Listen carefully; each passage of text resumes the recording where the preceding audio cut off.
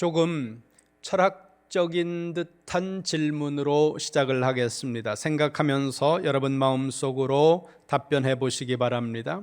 가족은 타자일까? 아니면 가족은 자기 확장일까? 다시 한번 생각해 보세요. 가족은 타자일까요? 아니면 자기 확장일까요? 성경은 두 관점 모두를 지향하고 있습니다. 풀어서 말씀을 드리면 성경은 가족을 자기 확장으로 보기도 하면서 또한 타자로 말씀하기도 한다는 겁니다. 에베소서 5장 28절 보겠습니다. 에베소서 5장 28절, 한 장 앞에 있는 5장 28절입니다. 시작. 이와 같이 남편들도 자기 아내 사랑하기를 자기 자신과 같이 할지니 자기 아내를 사랑하는 자는 자기를 사랑하는 것이라. 아멘. 중간 뒤쪽을 보세요. 이렇게 말씀합니다. 자기 아내를 사랑하는 자는 자기를 사랑하는 것이라. 아내 사랑을 자기 사랑으로 이야기하고 있다는 겁니다. 여기서 아내는 가족의 범주 안에 있기 때문에 아내라는 단어를 가족이라는 단어로 대체하면 가족 사랑은 자기 사랑이라는 겁니다. 다시 말해 자기 확장이라는 거죠. 그러나 이와는 다른 관점도 성경 안에 존재한다는 겁니다. 누가복음 14장으로 가보겠습니다. 누가복음 14장 26절입니다. 무릇 내게 오는 자가 자기 부모와 처자와 형제와 자매와 더욱이 자기 목숨까지 미워하지 아니하면 능히 내 제자가 되지 못하고. 아멘. 가족도 나와는 구분된 독립적인 개체로 이해할 수 있는 말씀입니다. 그렇다면 우리는 이와 같은 결론을 내릴 수 있습니다. 가족은 존재론적으로 타자이면서 동시에 실천적으로 자기 확장이라고 볼 수 있다는 것입니다. 그런데 오늘은 가족이 자기 확장이라는 것에 조금 더 비중을 두고 가족 중에서 자녀가 부모를 향하여 어떠한 관계론적 의무를 가지는지에 관해서, 그리고 그것은 하나님과의 관계에서 어떤 의미가 있는지에 관한 말씀을 전하도록 하겠습니다. 1절 보겠습니다. 에베소서 6장 1절입니다. 같이 봅니다. 시작. 자녀들아 주 안에서 너희 부모에게 순종하라. 이것이 옳으니라. 아멘. 에베소서 6장 1절의 본동사는 헬라어 사본으로 보았을 때 순종한다라는 단어입니다. 이 부분을 헬라어로 보면 이렇게 시작합니다. 타 테크나, 자식들아. 테크나가 자녀라는 단어거든요. 앞에 있는 타 관사가 붙어서 타 테크나, 자식들아. 그 다음에 휘파쿠에테, 너희는 순종하라. 그러면서 그 뒤에 토이스 고뉴신 휘몬, 너희의 부모들에게 너희는 순종하라. 여기서 순종한다는 의미를 가지고 있는 휘파쿠에테라고 하는 이 헬라어 단어는 1세기 당시 그리스 사람들에게 그들 문화 속에서 단순하게 어떤 말에 순종적 반응을 하는 행동에 초점이 맞춰져 있는 것이 아니라 내면의 태도에 보다 더 비중을 두고 있는 그런 문화, 그런 의미로 이 문화 속에서 사용이 되었다는 겁니다. 그러니까 성경에서 순종한다라고 했을 때 이 순종의 의미는 단순하게 순종하는 행동만을 의미하는 것이 아니라 우리의 내면의 태도가 순종의 태도를 가지고 있어야 진정한 순종이 된다는 겁니다. 내면의 태도 없이, 순종에 대한 태도가 없이 행동만 순종하는 행동으로 나타났을 때 그것은 온전한 순종이라고 볼 수 없다고 헬라 사람들은 그렇게 생각했다는 겁니다. 그리고 이 단어는 현재 능동태 명령법으로 쓰였습니다. 이 의미는 자녀가 부모에게 하는 순종의 행동은 현 시점에서 계속되어져야 된다는 겁니다. 그리고 지속적이고 반복적인 행동으로 나타나야 된다는 겁니다. 그렇다면 성경이 말씀하고 있는 자녀가 부모에게 해야 하는 이 순종과 관련하여 적어도 두 가지 충족해야 되는 요건이 있다는 겁니다. 그것은 내면에 순종에 대한 태도와 자세를 가지고 있어야 하고, 두 번째는 현재적이고 그것이 반복적으로 계속되어질 때 우리는 그것을 순종이라고 할 수 있다는 겁니다. 다시 1절 보세요. 6장 1절 다시 한번 봅니다. 시작. 자녀들아 주 안에서 너희 부모에게 순종하라. 이것이 옳으니라. 아멘. 1절 맨 마지막을 보세요. 이것이 옳으니라. 여기서 옳다라고 번역된 이 헬라어 단어가 디카이오스라는 헬라어 단어인데요, 이 디카이오스라는 단어는 1절의 주어를 설명하고 있는 서술 보어 형식으로 쓰였다는 겁니다. 잘 들으세요. 디카이오스, 옳다라는 이 단어가 서술 보어라는 거예요. 서술 보어는 주어를 설명하는 역할을 문장 속에서 하고 있다는 거죠. 그러면 1절의 주어가 뭡니까? 타 테크나, 자녀라는 거예요. 자식이라는 겁니다. 그러면 옳다고 번역된 이 디카이오스라는 헬라어 단어가 누구를 설명하는 거예요? 자식을 설명하고 있다는 겁니다. 무슨 의미냐면 1절 맨 끝을 보세요. 이것이 옳으니라. 이 말씀은 순종하는 행동, 그 행동이 옳은 것이 아니라 그 순종의 행동을 하는 그 자식이 옳다는 거예요. 그게 그거 아닌가요? 그게 아니에요. 들어보세요. 무엇을 말씀하고 있느냐 하면 성경의 초점은 항상 존재에 맞추어져 있다는 거예요. 하나님께서 복을 주실 때 성경의 대부분의 복이, 그리고 가장 성경에서 말씀하고 있는 복의 핵심은 존재에 맞추어져 있다는 것입니다. 그러니까 복된 환경보다 복된 존재가 되도록 만드시겠다고 하는 것에 하나님의 초점이 맞추어져 있다는 거예요. 창세기로 가보겠습니다. 창세기 12장 1절입니다. 맨 첫 번 성경, 구약 성경 첫 번 창세기 12장 1절 말씀입니다. 함께 보겠습니다. 시작. 여호와께서 아브라함에게 이르시되 너는 너의 고향과 친척과 아버지의 집을 떠나 내가 네게 보여줄 땅으로 가라. 아멘. 하나님께서 아브라함을 부르셨습니다. 그리고 아브라함을 부르시면서 주신 첫 번째 말씀이 2절입니다. 2절 시작. 내가 너로 큰 민족을 이루고 내게 복을 주어 내 이름을 창대하게 하리니 너는 복이 될지라. 아멘. 2절 맨 끝을 보세요. 창세기 12장 2절 맨 끝에 이렇게 말씀합니다. 너는 복이 될지라. 다른 문장으로 바꾸면 너는, 너라는 존재 자체가 복된 존재가 된다, 이 말씀이라는 겁니다. 이렇게 생각하시면 됩니다. 금은 어느 곳에 있든지 금입니다. 금이 흙 속에 묻힌다고 흙이 되는 것이 아니라 흙 속에 묻혀도 금이고 구정물 속에 들어가 있어도 금이고 거름더미 위에 있어도 금은 금이라는 겁니다. 그리스도인에게 주시는 하나님의 복은, 그리스도인이 받는 복의 핵심은 이런 것이라는 거예요. 하나님께서 주시는 복은, 가장 중요한 복의 개념은 우리를 복된 존재로 만드시는 거, 거기에 있다는 거죠. 그러니까 신앙생활을 하면서 여러분들이 복된 어떤 조건이나 복된 환경에 집중한다면 여러분은 실망할 수도 있습니다. 왜냐하면 하나님의 관심이 복된 환경보다 복된 존재에 초점이 맞추어져 있기 때문입니다. 물론 하나님께서 복된 환경을 만들어 주시지 않는 하나님이라는 의미가 아니라는 거예요. 성경은 수많은 곳에서 반복적으로 복된 환경을 이야기하고 그 복된 환경을 만들어 주심으로써 우리를 축복하시고 있는 말씀들이 성경에는 가득합니다. 그러나 핵심은 그게 아니라는 거예요. 가장 최우선적이고 핵심적인 거, 하나님께서 가장 관심을 가지고 계신 거, 그거는 복된 환경이 아니라 우리가 복된 존재가 되는 것, 여기에 초점이 맞춰져 있다는 겁니다. 이것을 알게 되면 내가 처해 있는 환경이 어떠냐 한 것은 그렇게 큰 문제가 되지 않는다는 거예요. 구약 성경 하박국 선지서로 가보겠습니다. 3장 17절 18절입니다. 같이 봅니다. 시작.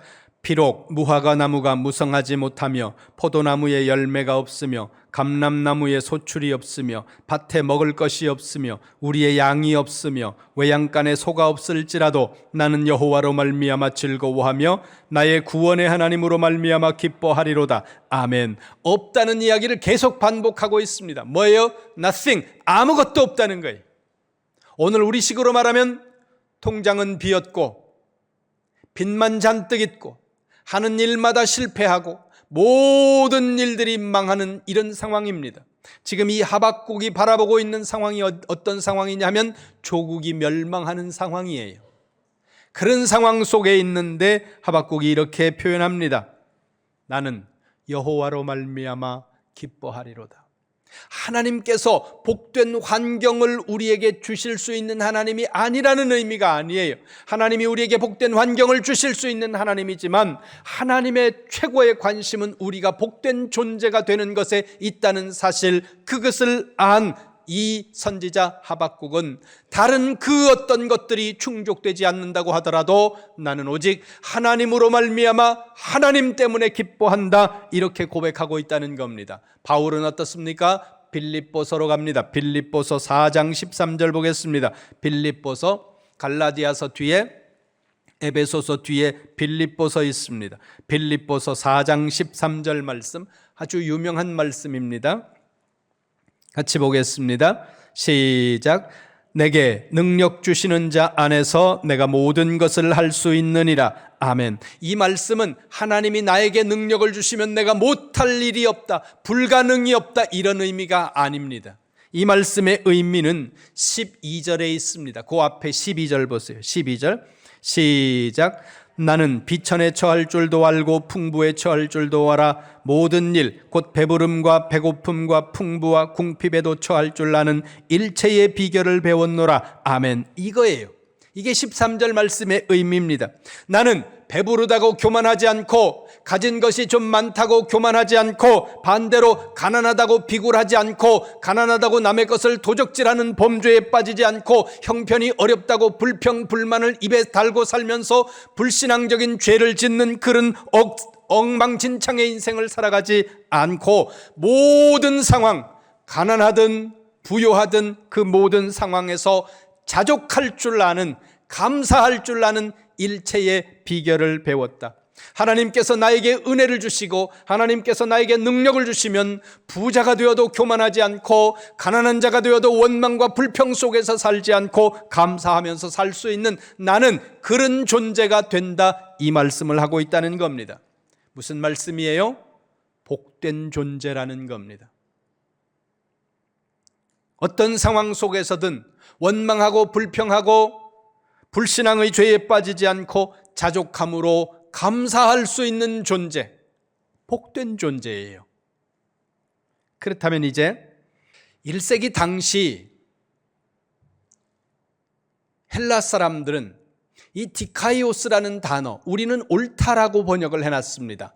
이 디카이오스라는 단어를 1세기 당시 그리스, 헬라 사람들이 어떤 의미로 썼을까? 그들이 사용하는 주된 의미가 있지 않았겠습니까? 다양하게 사용을 했는데 두 가지만 말씀드립니다. 첫째는 1세기 헬라 사람들은 디카이오스라고 하는 이 단어를 첫 번째, 신과의 관계에서 올바른 태도라는 의미를 가지고 사용했다는 거예요. 다시 한번 말씀드립니다.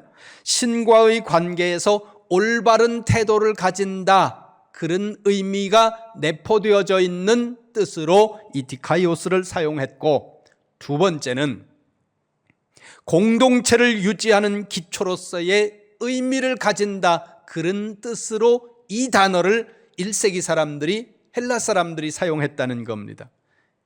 성경적으로 적용을 하면 이런 거예요. 첫째는 자녀된 우리가 부모님께 순종할 때 그 순종의 행동은 단순하게 부모님과 자녀 사이의 문제가 아니라 하나님과 우리 사이의 관계를 올바르게 만들게 된다는 겁니다. 다시 말하면 자녀가 부모에게 순종하는 것은 단순히 부모 자녀와의 어떤 그런 윤리를 말하는 것에서 끝나는 것이 아니라 하나님과 내가 하나님과의 관계가 바로 되어 있다는 것이 내 부모에 대한 순종의 행동으로서 나타난다는 겁니다. 그러니까 내가 내 부모에게 순종하는 그것은 내가 하나님과 바른 관계를 가지고 있다고 하는 것에 대한 증명으로서의 순종이라는 겁니다. 두 번째는 성경적 관점에서 볼 때 공동체의 최소 단위가 가정입니다. 그 가정의 가장 기본적 관계는 부부와 부모 자녀의 관계가 이 가정의 가장 최초의 기본적 단계라고 할 수 있습니다. 그리고 부모 자녀 관계에 있어서 자녀가 부모에게 가지는 의무는 순종인데 그 순종이 유지될 때, 그 순종이 실행되고 실천될 때 건강한 공동체가 형성이 될 수 있고, 그 건강한 공동체를 위해 통해서 하나님은 하나님의 일을 하신다는 겁니다. 그러니까 자녀가 부모에게 순종하는 이 순종은 단순히 부모 자녀, 자녀와 부모 사이의 윤리를 넘어서 나와 하나님과의 관계가 올바로 될 수 있다는 증거이고, 동시에 하나님이 우리의 가정을 통해서 하나님의 역사를 이루어 가신다고 하는 것에 대한 증거로서 자녀가 부모에게 순종하는 순종이 나타나야 된다는 겁니다. 그렇다면 이 지점에서 한번 생각해 보시기 바랍니다. 하나님의 창조 사역 안에서 부모가 자녀를 사랑하는 그 사랑은 본능이나 인간의 보편적 성향 안에 넣어두셨다는 겁니다. 잘 들으세요? 부모가 자녀를 사랑하는 그 사랑은 본성 안에 혹은 인간의 보편적 성향 안에 그 자녀 사랑에 기능을 넣어두셨다는 거예요. 잠언으로 가보겠습니다. 잠언 17장 12절입니다. 함께 봅니다. 시작. 차라리 새끼 빼앗긴 암곰을 만날지언정 미련한 일을 행하는 미련한 자를 만나지 말 것이니라. 아멘. 미련한 자가 얼마나 멀리 해야 되는 자인지를 말씀하고 있는 내용인데요, 거기 새끼 빼앗긴 암곰이라는 이미지가 나옵니다. 그러면 생각해 보세요. 여기서 새끼 빼앗긴 암곰이라는 이 이미지는 어떤 메시지를 담고 있습니까? 통제할 수 없는 분노의 이미지를 담고 있는 거예요. 그럼 이 문장을 뒤집으면 짐승도 자기 새끼를 보호하려고 하는 본능을 가지고 있다는 의미가 된다는 거예요. 다른 곳의 성경을 봅니다. 마태복음 23장 37절로 갑니다. 같이 봅니다. 시작. 예루살렘아 예루살렘아 선지자들을 죽이고 내게 파송된 자들을 돌로 치는 자여, 암탉이 그 새끼를 날개 아래 모음같이 내가 내 자녀를 모으려 한 일이 몇 번이더냐. 그러나 너희가 원하지 아니하였도다. 아멘. 이 말씀은 예수님께서 예루살렘을 바라보시면서 장차 예루살렘이 멸망하게 될 것에 대한 예고를 하시는 말씀이 오늘 이 마태복음 23장 37절 말씀입니다. 하나님은 수없이 반복해서 예루살렘을 돌이켜 하나님께로 돌아오도록 만들려고 하셨다는 겁니다. 그럼에도 불구하고 그들은 거부했고 끊임없이 하나님께서 보내신 선지자들을 죽이면서 거절하고 저항했다는 거죠. 그런 예루살렘이 장차 하나님의 심판 아래서 처절하게 멸망해갈 모습에 대해서 설명하는 것이 이 말씀인데, 37절 잘 보세요. 하나님께서 예루살렘을 하나님께로 돌이키시도록 만들기 위한 그 하나님의 행동을 뭐에 비유하여 설명하고 있습니까? 암탉이 자기 새끼를 날개 아래 모으는 행동에 비유하고 있다는 겁니다. 암탉이 날개를 펴서 자기 새끼들을 그 날개 아래 보호하려고 하는 그 행동은 본능에 속하는 것이라는 겁니다. 성경 한 곳 더 봅니다. 마태복음 7장으로 가봅니다. 조금 앞으로 오세요. 7장 9절부터 11절 말씀입니다. 너희 중에 누가 아들이 떡을 달라 하는데 돌을 주며 생선을 달라 하는데 뱀을 줄 사람이 있겠느냐? 너희가 악한 자라도 좋은 것으로 자식에게 줄 알거든 하물며 하늘에 계신 너희 아버지께서 구하는 자에게 좋은 것으로 주시지 않겠느냐. 아멘. 이 말씀은 인간을 향한 하나님의 선하시고 완전하심을 설명하는 말씀인데, 하나님의 선하심을 무엇과 비교해서 말씀하고 있습니까? 악한 아비도 자식은 사랑한다는 그 사랑, 악한 아비의 자식 사랑에 비교해서 하나님의 선하심을 설명하고 있는 말씀입니다. 이와 같은 말씀을 근거로 해서 우리가 볼 수 있는 것은 뭐예요? 그것은 인간을 포함해서 모든 생명을 가지고 있는 생명체가 자식을 사랑하고 새끼를 사랑하는 그것은 하나님께서 그들 속에 넣어주신 본능이라는 거예요. 그런데 자식이 부모를 섬기면서 순종하는 것은 왜 하나님께서 본능에 기초하도록 만들지 않으셨을까? 이걸 질문하라는 거예요. 거기에 대해 하나님은 왜 그렇게 창조하셨는지에 대해서 설명하고 있지 않습니다. 성경은.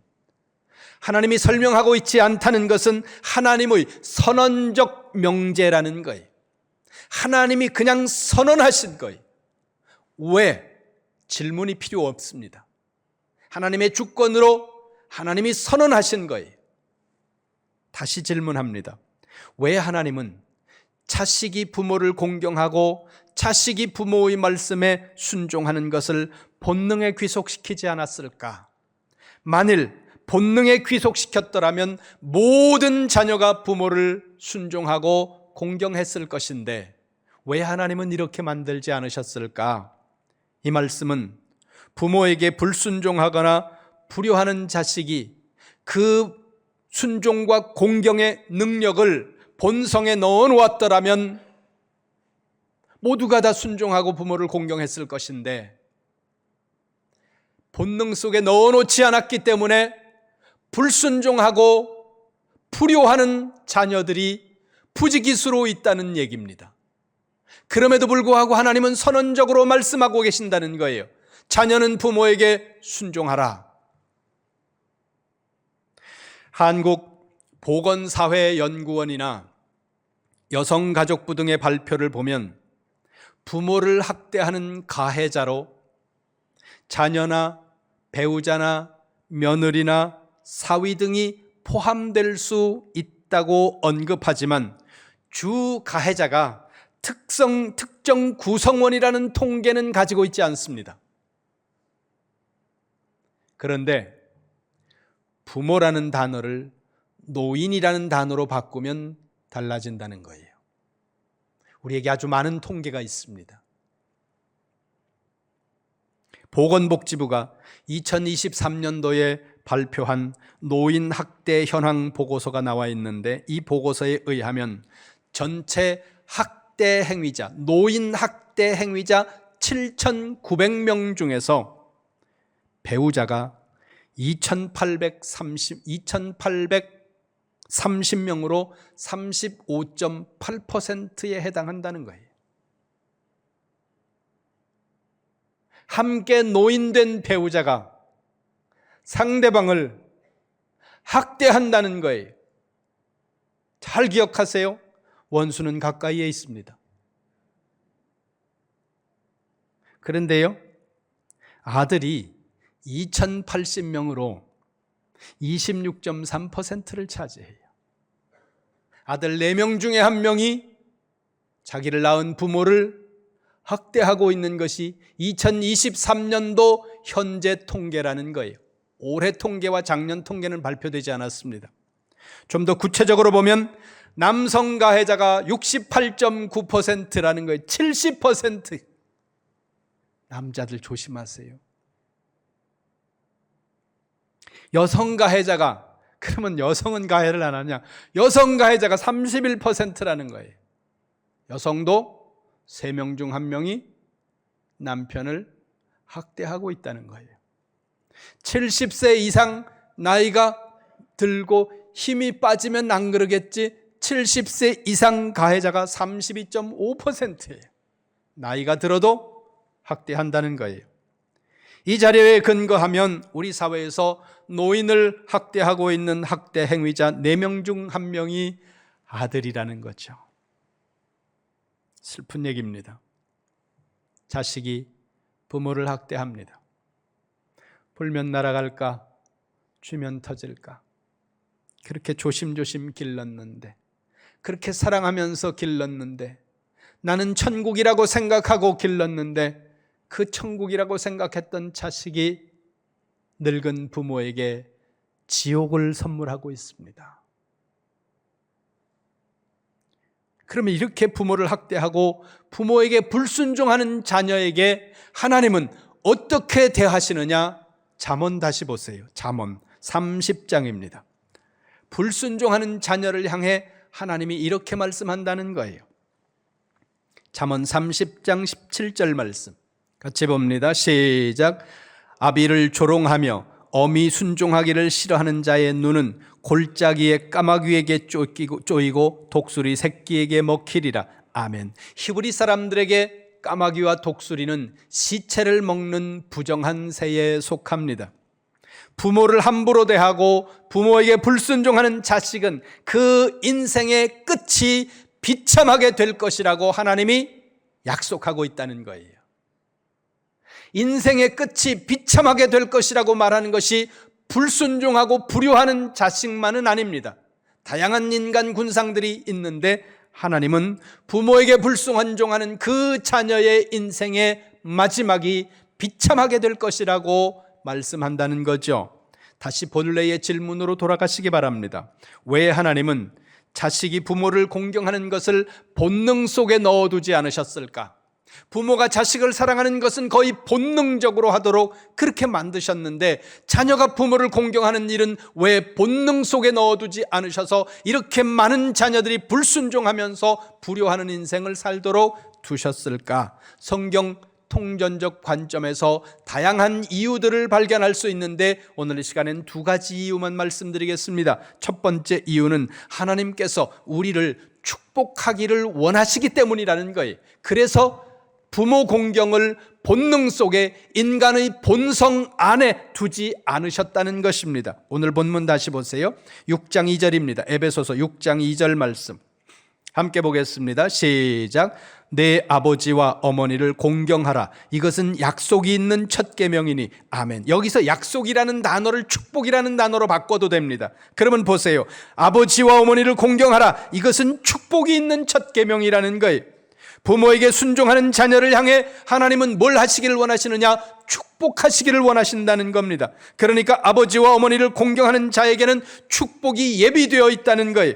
즉 하나님께서 우리를 축복하시기를 원하시는 그 하나님의 마음이 이 부모 공경이라는 것을 통해서 나타나도록 이런 원리로 하나님은 우리를 창조하셨다는 것입니다. 두 번째로 부모 공경을 본능에 귀속시키지 않으신 이유는 부모인 우리의 행복과 하나님께서 우리와 인격적인 관계를 맺기 원하시기 때문이라는 겁니다. 잘 들으세요? 우리의 행복을 위해서 그렇게 하셨다는 거예요. 여기서 우리는 부모가 주예요. 그리고 하나님께서 우리와 인격적 관계를 맺으시기를 원하신다는 거예요. 이 말씀은 뭐예요? 하나님이 우리와 같은 기쁨을 누린다는 의미라는 거예요. 지난 어버이날 아침 새벽 기도를 나오려고 4시 조금 넘어서 일어났습니다. 거실로 나왔더니 거실 식탁 위에 커다란 카네이션 화분이 놓여 있었습니다. 새벽 기도를 나와야 되니까 조금 일찍 잠이 들었는데 제가 잠든 이후에 돌아온 우리 아이들이 어버이날이라고 늦은 시간에 오면서 카네이션 화분을 이렇게 마련을 해서 식탁 위에다가 놓인 걸 새벽 기도 나오면서 보고 제가 새벽 기도 설교 마치고 다른 곳으로 갔습니다. 집으로 오지 못하고 그리고 오전에 업무들을 바로 이제 처리를 이렇게 하다 보니까 어느 날이 아니라 오전에 문자가 와 있는 거예요. 카톡이 와 있는 거예요. 우리 아내가 보낸 거예요. 아내가 보낸 걸 보니까 우리 아내가 그걸 사진을 찍어가지고 내가 지보다 먼저 봤는데 그걸 굳이 찍어가지고 내한테 보내면서 어머 우리 애들이 보냈나 봐 그러면서 그걸 행복해하는 거예요. 여러분 이렇게 상상해 보시기 바랍니다. 누군가가 나를 사랑한다고 상상해 보세요. 누군가가 여러분을 사랑한다고 고백을 했습니다. 그때 그 고백하는 상대방이 자원해서 고백한 것이 아니라 누군가가 그 사람에게 협박해서 나를 사랑한다고 고백을 하고 혹은 최면에 걸려서 자기의 의지가 없는 상태에서 나를 사랑한다고 고백을 했다고 여러분이 한번 상상해 보시기 바랍니다. 그 고백을 받은 사람이 마음이 어떨 것 같습니까? 누구에겐가 협박을 받아서 사랑한다고 고백을 하고 최면에 걸려서 의식이 없는 상태에서 나를 사랑한다고 고백을 했을 때 그 고백을 받은 내가 행복하겠느냐 그 말이에요. 혹은 이렇게 생각해 보세요. 결혼 정년기에 있다고 한번 생각해 보세요. 여러분 모두가 다 상상이에요. 여러분이 결혼 정년기에 있어요. 그런데 여러분에게 와서 사랑한다고 사랑을 고백하면서 결혼하자고 하는 사람이 있어요. 근데 그 사람이 유치원 아이예요. 그러면 여러분이 그 유치원 아이가 결혼 정년기에 있는 여러분에게 사랑한다고 결혼하자고 고백했다고 해서 여러분은 밤에 혼자 웃으면서 잠도 못 자가지고 가슴이 들썩들썩하고 가슴이 두근두근하면서 여러분 고민하고 행복해 하겠습니까? 어린 아이가 그런 거야. 그리고 그냥 흘려버린다는 거예요. 미숙한 아이의 행동이기 때문에. 누군가가 최면에 걸려서 협박에 의해서 그렇게 했다면 우리는 행복하지 않다는 겁니다. 미숙한 사람이 그렇게 했다고 하더라도 우리는 행복할 수 없다는 거예요. 그런데 반대로 그렇게 하지 않을 수도 있어요. 그렇게 하지 않을 수도 있는데 그렇게 했다는 거예요. 그러면 다른 것을 선택할 수도 있고 그렇게 하지 않을 수도 있는데 어떤 사람이 자의로 자원해서 기쁨으로 기꺼이 그런 선택을 했다고 한다면 그 선택을 받은 사람의 입장에서 그것이 너무너무 행복한 일이라는 겁니다. 다른 선택을 할 수도 있어요. 하나님께서 말씀하신 부모를 공경하고 부모에게 순종하는 그 길을 선택하지 않을 수도 있는데 그럼에도 불구하고 내 의지로 부모를 공경하고 부모님에게 순종하는 선택을 했을 때 우리는 그 선택을 통해 보다 큰 기쁨을 누리게 된다는 겁니다. 하나님이 그것을 원하신다는 거예요. 그래서 하나님은 자녀의 부모 공경을 축복의 약속이라는 원리로 작동하도록 만드셨다는 것입니다. 여러분, 아내를 사랑하는 것은 자기를 사랑하는 자기 확장입니다. 그리고 부모에게 순종하고 부모에게 공경하는 것도 자기 사랑이고 자기 확장이라는 겁니다. 성경이 말씀하고 있는 순종이 되려면 두 가지의 요건이 충족되어야 됩니다. 내면적으로 순종하려고 하는 그 내면 세계의 순종의 자세가 있어야 하고 현재 반복적이고 지속적이고 그리고 계속되는 현재적인 행동이 있을 때 그것이 순종이라는 것입니다. 그리고 하나님은 부모에게 순종하는 자녀에게 축복을 약속하도록 하시는데 가장 먼저 복된 존재가 되도록 만드시는 것에 가장 중요한 핵심이 있다는 걸 여러분들이 기억하시기 바랍니다. 부모가 자녀를 사랑하고 돌보는 것은 본능에 귀속되도록 만드셨지만 인간 보편 성향 속에 그것은 넣어두셨지만 왜 하나님은 자녀가 부모에게 순종하고 자녀가 부모를 공경하는 그것은 본능에 귀속되지 않도록 하셨는가? 그 이유는 하나님께서 우리를 축복하시기를 원하시고 하나님께서 우리와 인격적 관계를 누리기를 원하시기 때문이라는 겁니다. 여러분, 부모님께 순종하는 것은 하나님과 내가 올바른 관계를 맺고 있다고 하는 것에 대한 증거라는 것을 기억하면서 여러분의 부모님을 잘 공경하고 여러분의 부모님께 순종함으로써 하나님의 약속 안에서 살아가는 성도가 되시기를 주님의 이름으로 축원합니다.